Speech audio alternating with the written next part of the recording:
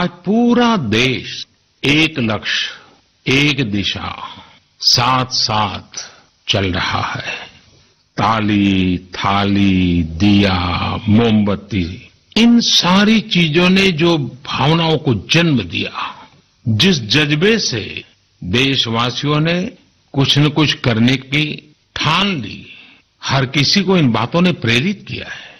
शहर हो या गांव, ऐसा लग रहा है जैसे देश में एक बहुत बड़ा महायज्ञ चल रहा है, जिसमें हर कोई अपना योगदान देने के लिए आतुर है।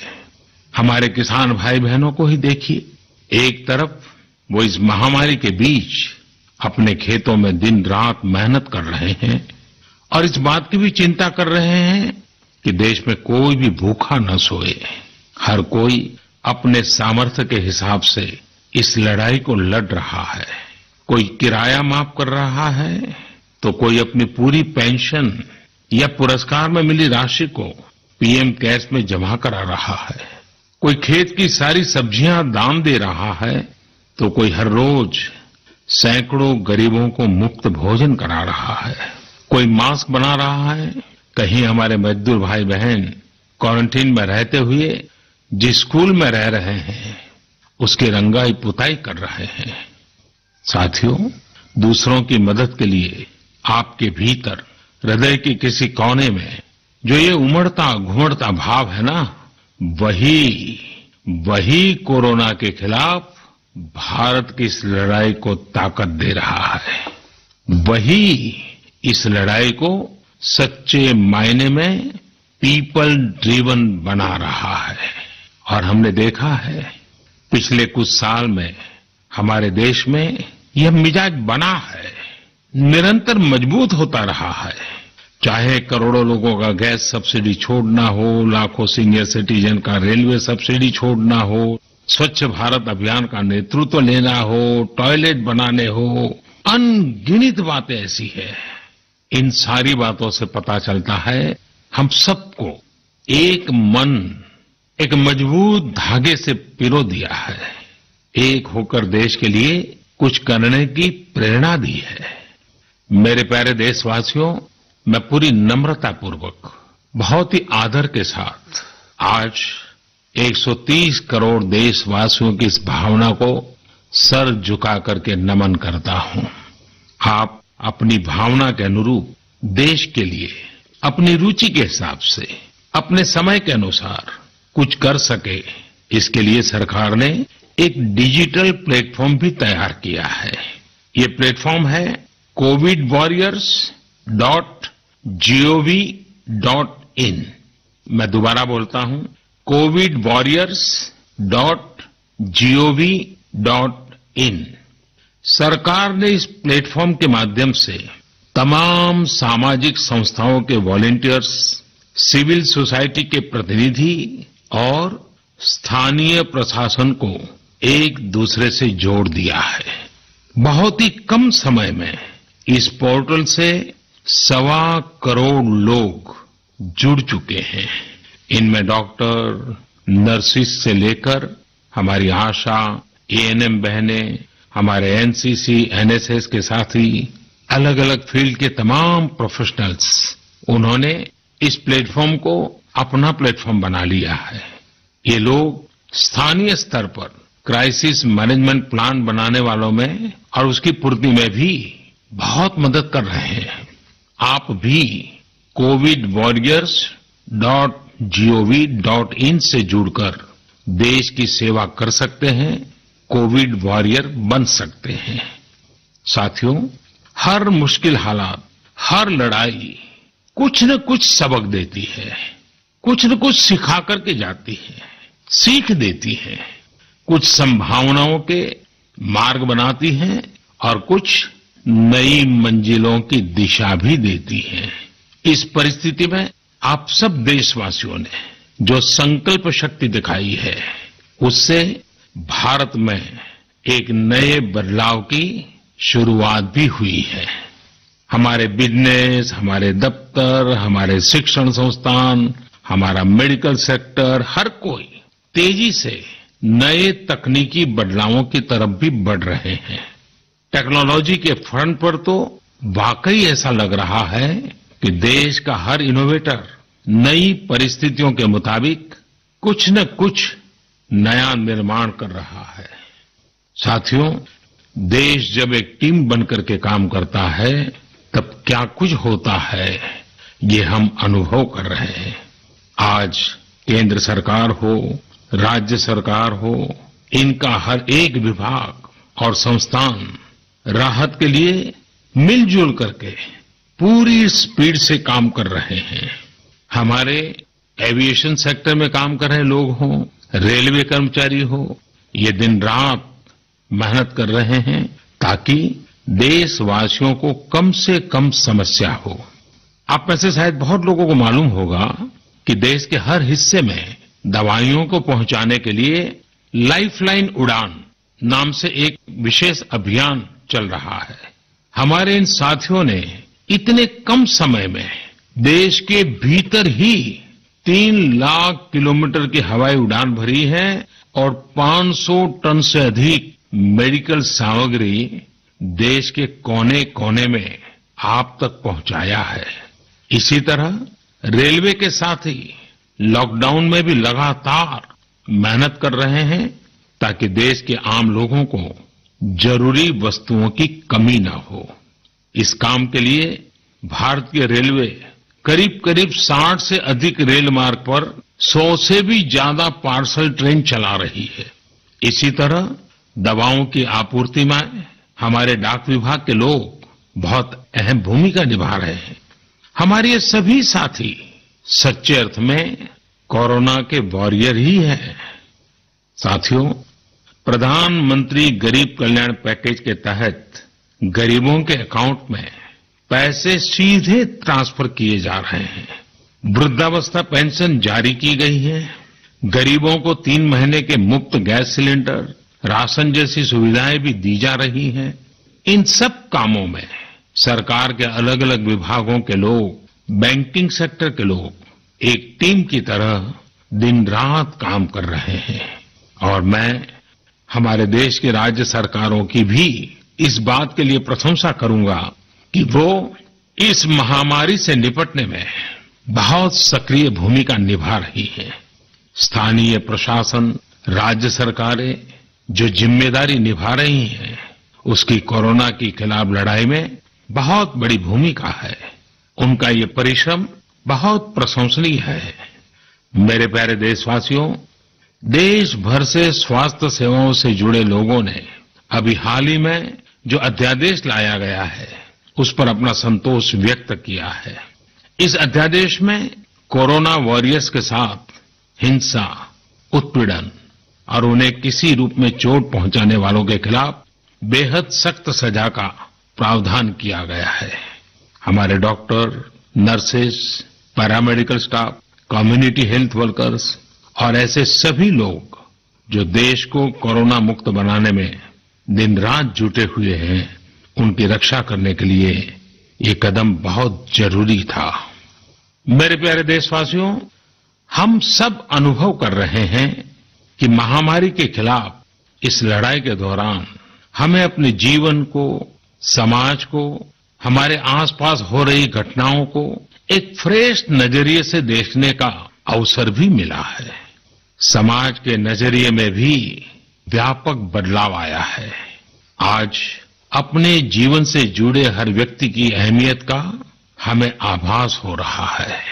हमारे घर में काम करने वाले लोग हों, हमारी जरूरतों को पूरा करने के लिए काम करने वाले हमारे सामान्य कामगार हों, पड़ोस की दुकानों में काम करने वाले लोग हों, इन सब की कितनी बड़ी भूमिका है, हमें ये अनुभव हो रहा है। इसी तरह जरूरी सेवाओं की डिलीवरी करने वाले लोग, मंडियों में काम करने वाले हमारे मजदूर भाई बहन, हमारे आस पड़ोस के ऑटो चालक, रिक्शा चालक, आज हम अनुभव कर रहे हैं कि इन सब के बिना हमारा जीवन कितना मुश्किल हो सकता है। आजकल सोशल मीडिया में हम सब लोग लगातार देख रहे हैं कि लॉकडाउन के दौरान लोग अपने इन साथियों को न सिर्फ याद कर रहे हैं, उनकी जरूरतों का ध्यान रख रहे हैं, बल्कि उनके बारे में बहुत सम्मान से लिख भी रहे हैं। आज देश के हर कोने से ऐसी तस्वीरें आ रही हैं कि लोग सफाई कर्मियों पर पुष्प वर्षा कर रहे हैं। पहले उनके काम को संभवतः आप भी कभी नोटिस नहीं करते थे। डॉक्टर हो, सफाई कर्मी हो, अन्य सेवा करने वाले लोग हो, इतना ही नहीं, हमारी पुलिस व्यवस्था को लेकर भी आम लोगों के सोच में काफी बदलाव हुआ है। पहले पुलिस के विषय में सोचते ही नकारात्मकता के सिवाय हमें कुछ नजर नहीं आता था। हमारे पुलिसकर्मी आज गरीबों, जरूरतमंदों को खाना पहुंचा रहे हैं, दवा पहुंचा रहे हैं। जिस तरह से हर मदद के लिए पुलिस सामने आ रही है, इससे पुलिसिंग का मानवीय और संवेदनशील पक्ष हमारे सामने उभर करके आया है, हमारे मन को झकझोर दिया है, हमारे दिल को छू लिया है। एक ऐसा अवसर है जिसमें आम लोग पुलिस से भावात्मक तरीके से जुड़ रहे हैं। हमारे पुलिसकर्मियों ने इसे जनता की सेवा के एक अवसर के रूप में लिया है और मुझे पूरा विश्वास है इन घटनाओं से आने वाले समय में सच्चे अर्थ में बहुत ही सकारात्मक बदलाव आ सकता है और हम सब ने इस सकारात्मकता को कभी भी नकारात्मकता के रंग से रंगना नहीं है। साथियों, हम अक्सर सुनते हैं प्रकृति, विकृति और संस्कृति। इन शब्दों को एक साथ देखें और इसके पीछे के भाव को देखें तो आपको जीवन को समझने का भी एक नया द्वार खुलता हुआ दिखेगा। अगर मानव प्रकृति की चर्चा करें तो ये मेरा है, मैं इसका उपयोग करता हूं। इसको और इस भावना को बहुत स्वाभाविक माना जाता है, किसी को इसमें कोई ऐतराज नहीं होता। इसे हम प्रकृति कह सकते हैं। लेकिन जो मेरा नहीं है, जिस पर मेरा हक नहीं है, उसे मैं दूसरे से छीन लेता हूं, उसे छीनकर उपयोग में लाता हूं, तो हम इसे विकृति कह सकते हैं। इन दोनों से परे, प्रकृति और विकृति से ऊपर जब कोई संस्कारित मन सोचता है या व्यवहार करता है तो हमें संस्कृति नजर आती है। जब कोई अपने हक की चीज, अपनी मेहनत से कमाई चीज, अपने लिए जरूरी चीज, कम हो या अधिक, इसकी परवाह किए बिना किसी व्यक्ति की जरूरत को देखते हुए खुद की चिंता छोड़कर अपने हक के हिस्से को बांट करके किसी दूसरे की जरूरत पूरी करता है, वही तो संस्कृति है। साथियों, जब कसौटी का काल होता है तब इन गुणों का परीक्षण होता है। आपने पिछले दिनों देखा होगा कि भारत ने अपने संस्कारों के अनुरूप, हमारी सोच के अनुरूप, हमारी संस्कृति का निर्वहन करते हुए कुछ फैसले लिए। संकट की इस घड़ी में दुनिया के लिए भी, समृद्ध देशों के लिए भी दवाइयों का संकट बहुत ज्यादा रहा है। एक ऐसा समय है कि अगर भारत दुनिया को दवाइयां न भी दे तो कोई भारत को दोषी नहीं मानता। हर देश समझ रहा है कि भारत के लिए भी उसकी प्राथमिकता अपने नागरिकों का जीवन बचाना है।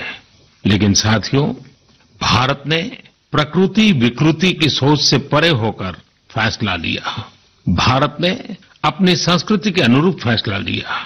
हमने भारत की आवश्यकताओं के लिए जो करना था उसका प्रयास तो बढ़ाया ही, लेकिन दुनिया भर से आ रही मानवता की रक्षा की पुकार पर भी पूरा ध्यान दिया।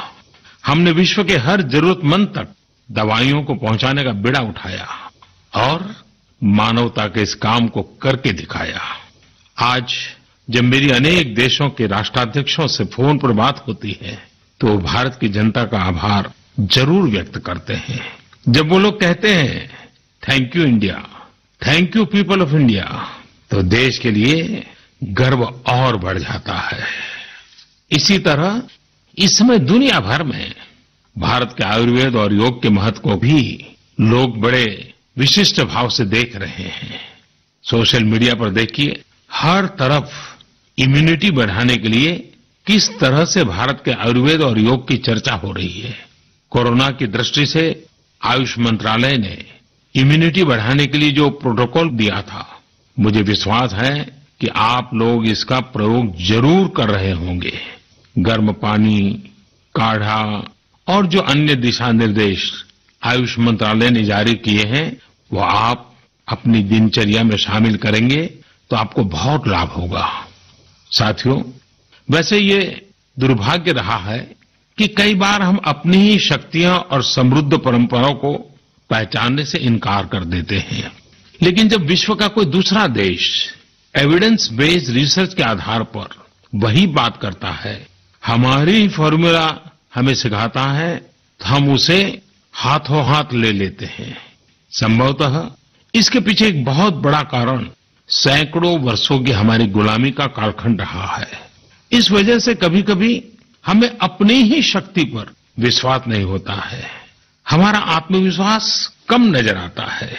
इसलिए हम अपने देश की अच्छी बातों को, हमारे पारंपरिक सिद्धांतों को एविडेंस बेस्ड रिसर्च के आधार पर आगे बढ़ाने के बजाय उसे छोड़ देते हैं, उसे हीन समझने लगते हैं।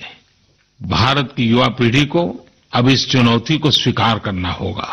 जैसे विश्व ने योग को सहज स्वीकार किया है, वैसे ही हजारों वर्षों पुराने हमारे आयुर्वेद के सिद्धांतों को भी विश्व अवश्य स्वीकार करेगा। हाँ, इसके लिए युवा पीढ़ी को संकल्प लेना होगा और दुनिया जिस भाषा में समझती है, उस वैज्ञानिक भाषा में हमें समझाना होगा, कुछ करके दिखाना होगा। साथियों, वैसे कोविड-19 के कारण कई सकारात्मक बदलाव हमारे काम करने के तरीके, हमारी जीवन शैली और हमारी आदतों में भी स्वाभाविक रूप से अपनी जगह बना रहे हैं। आपने सबने भी महसूस किया होगा, इस संकट ने कैसे अलग अलग विषयों पर हमारी समझ और हमारी चेतना को जागरूक किया है। जो असर हमें अपने आसपास देखने को मिल रहे हैं, इनमें सबसे पहला है मास्क पहनना और अपने चेहरे को ढककर रखना। कोरोना की वजह से बदलते हुए हालात में मास्क भी हमारे जीवन का हिस्सा बन रहा है। वैसे हमें इसकी भी आदत कभी नहीं रही कि हमारे आसपास के बहुत सारे लोग मास्क में दिखे, लेकिन अब हो यही रहा है। हाँ, इसका ये मतलब नहीं है कि जो मास्क लगाते हैं वे सभी बीमार हैं। और जब मैं मास्क की बात करता हूं तो मुझे पुरानी बात याद आती है।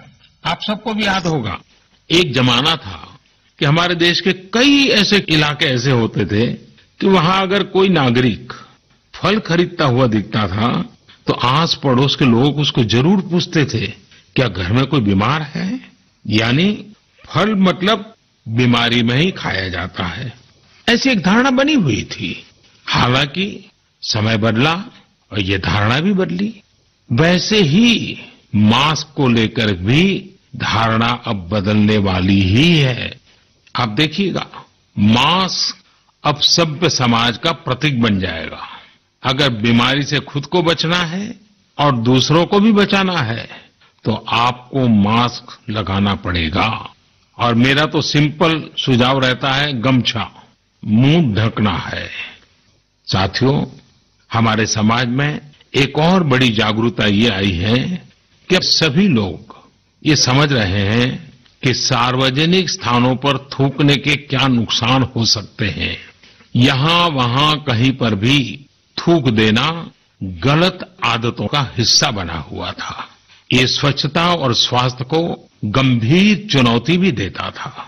वैसे एक तरह से देखें तो हम हमेशा से ही इस समस्या को जानते रहे, लेकिन ये समस्या समाज से समाप्त होने का नाम ही नहीं ले रही थी।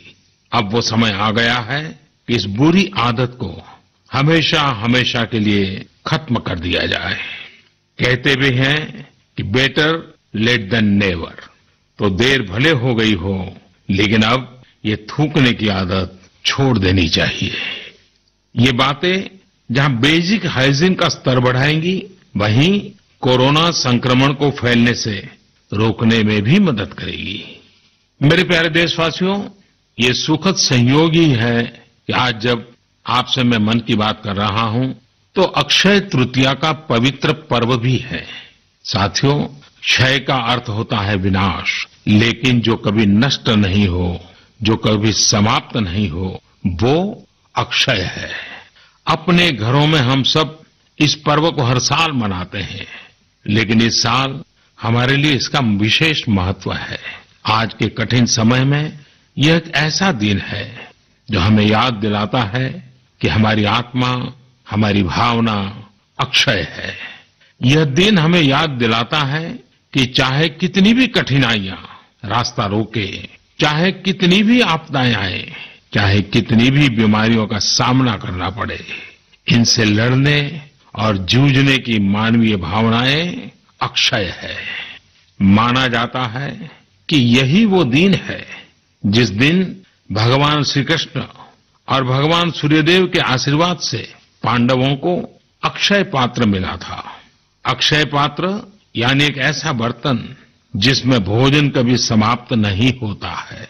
हमारे अन्नदाता किसान हर परिस्थिति में देश के लिए, हम सब के लिए इसी भावना से परिश्रम करते हैं। इन्हीं के परिश्रम से आज हम सब के लिए, गरीबों के लिए देश के पास अक्षय अन्न भंडार है। इस अक्षय तृतीया पर हमें अपने पर्यावरण, जंगल, नदियां और पूरे इकोसिस्टम के संरक्षण के बारे में भी सोचना चाहिए, जो हमारे जीवन में महत्वपूर्ण भूमिका निभाते हैं। अगर हम अक्षय रहना चाहते हैं तो हमें पहले यह सुनिश्चित करना होगा कि हमारी धरती अक्षय रहे। क्या आप जानते हैं कि अक्षय तृतीया का यह पर्व दान की शक्ति यानी पावर ऑफ गिविंग का भी एक अवसर होता है।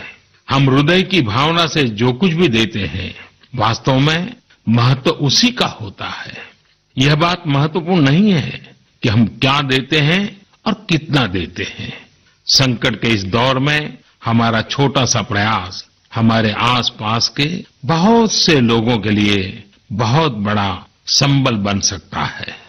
साथियों, जैन परंपरा में भी यह बहुत पवित्र दिन है, क्योंकि पहले तीर्थंकर भगवान ऋषभदेव के जीवन का यह एक महत्वपूर्ण दिन रहा है।